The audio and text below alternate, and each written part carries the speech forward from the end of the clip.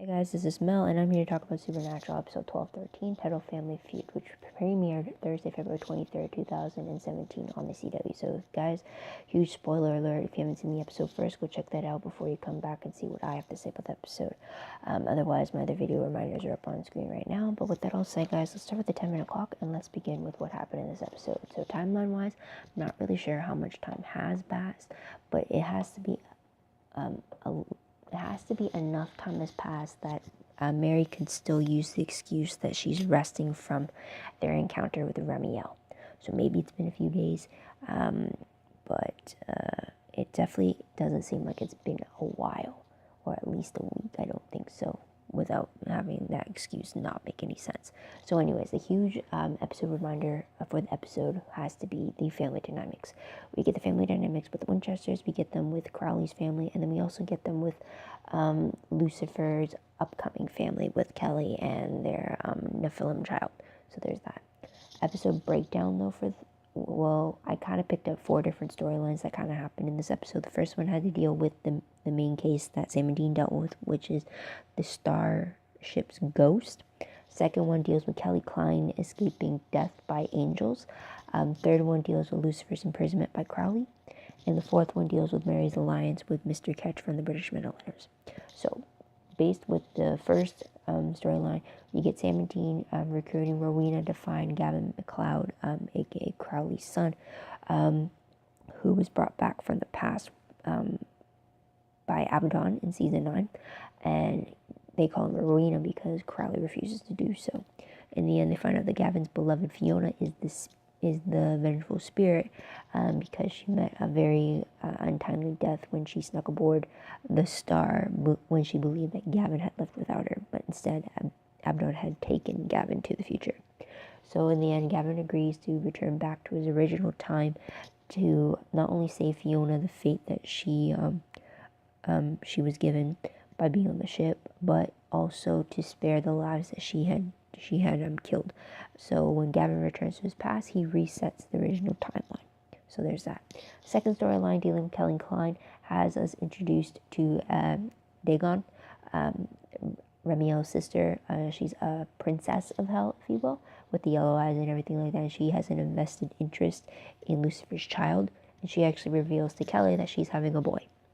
And she actually convinces Kelly in a way to let her protect her by spitting out the facts.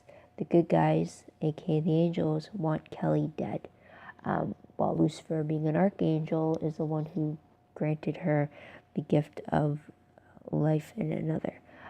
Since Kelly is religious and believes in higher power and God and the angels being good and all that. So even with the truth and twisting it the way she did, Dagon painted a pretty good argument for Kelly to stay with her. Third storyline deals with Lucifer's imprisonment. We find out through this just how Crowley was able to get Lucifer back into his original meat suit, played by Mark Pellegrino, and just why he's keeping him locked up. And through Lucifer, we find that he can still feel his Nephilim growing and surviving in Kelly. So he can still feel it, and he's a little gleeful over the fact that his spawn is out there. So there's that. Fourth storyline, though, dealing with Mary's alliance with Mr. Ketch. We see Mary using the sonic device in order to kill a Rougarou pack from the looks of it.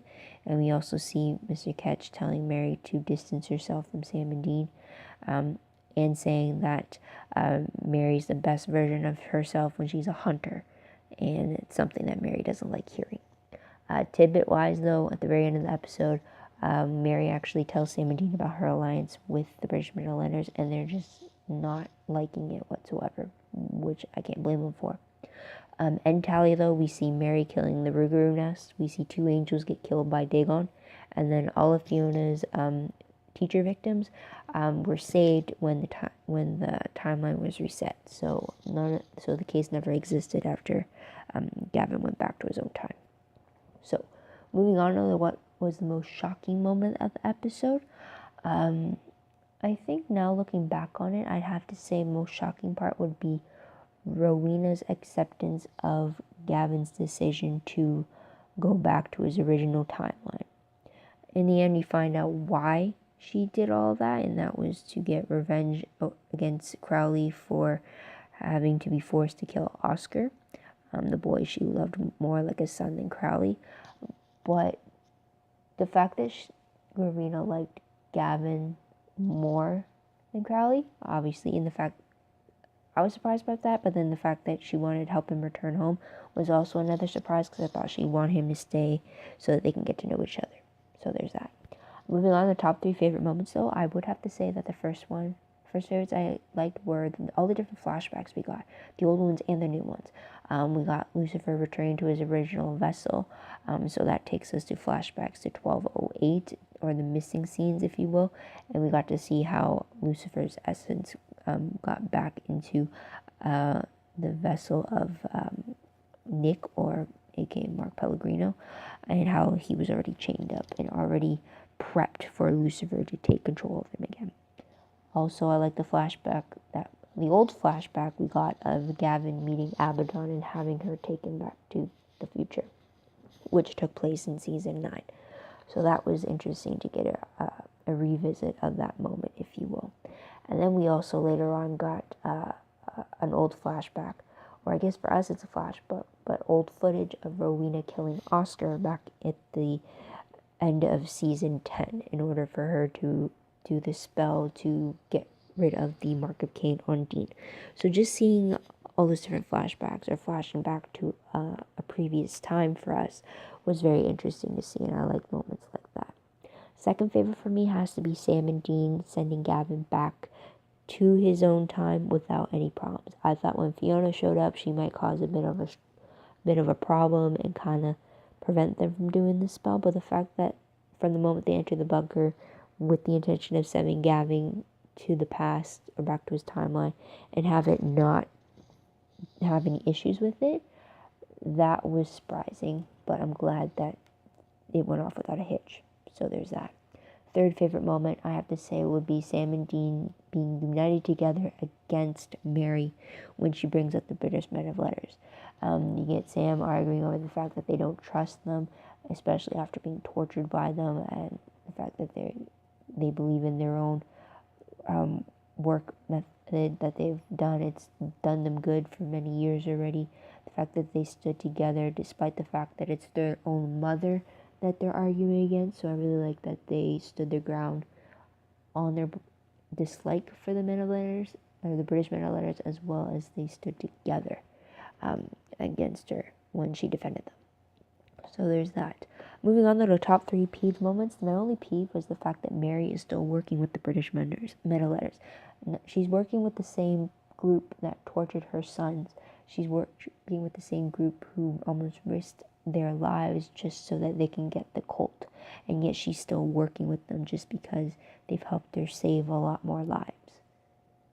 It's like it's very difficult to be okay with that, because it seems like she's just ignoring all the bad that the British Men of Letters has done specifically to her family, and yet she's still working with them. It's very annoying, and I'm with Sam and Dean on their dislike for that group. They may have cool toys and everything, but I still don't trust them for sure. Moving on though to what I remember most when I look back on this episode, the fact that we got to see Crowley's family together. The fact that Sam and Dean were in the middle of the McLeod reunion, I guess you could say, was very interesting in itself. So there's that. Random questions though. I really only have the one, and it's the fact that Rougarous were first introduced in 404, but I'm pretty sure that they can only be killed by fire. So how is it possible that a sonic device like Mary used was able to kill the Rougarou? Unless she lied about killing a Rougarou to the boys later on. So there's that. But moving on to predictions, based off the promo for 1214, it reads that Sam and Dean join Mary on a vampire hunt with the British Men of Letters. Or it doesn't read, it's what they show. They make reference of the fact that they're going vampire hunting. We do see the alpha vampire again. So there is that. But based off the synopsis For 12:14, it reads, a chance to take out a nest of vampires backfires when the alpha vamp shows up and turns the tables on Mary and the British men of letters, who are doing their best to recruit Sam and Dean. So, based off of that, it's going to be interesting to see the dynamic. There is a time. It's going to be interesting to see the dynamic between Sam and Dean with the alpha vampire, since they do have a history with him, especially with the vampire's interest in soulless Sam back in season 6, as well as Dean being a vampire for an episode in 605. So it'll be interesting to see how that dynamic plays out. It'll also be interesting to see how the British men of letters operate in the field firsthand instead of just by word of mouth. So there's that. But predictions off of all that, I think that Mary's alliance with the British men of letters is going to destroy any trust that Sam and Dean have in her. She'll definitely lose Dean the moment that trust breaks. And for Sam, I think he'll try to give her the benefit of the doubt. That setup is kind of starting in this episode, especially when Dean grows suspicious of Mary's lies, yet Sam is giving her the benefit of the doubt, saying that maybe she does just need rest. She's a hunter after all, and like kind of keeping the peace and trying to give her the benefit of the doubt. While Dean's just not having it, he doesn't like being out of the loop and everything like that. So I really think that the longer that Mary stays aligned with the British men of letters, and the longer she has to lie to her sons about what she does for them, I think it's going to destroy any trust that they've managed to build since she's returned, and I really don't want to see that happen. But it's looking like that could be a possibility. But aside from that, guys, that's about it. What do you guys think of the episode? What do you guys like about it? What do you think is going to happen next? Let me know in the comments down below. I'd love to hear your own thoughts, theories, opinions about that. Also, don't forget to like this video, subscribe to my channel, and check out my other videos if you haven't done so already. And also, check out my Tumblr page. The link for that is down below.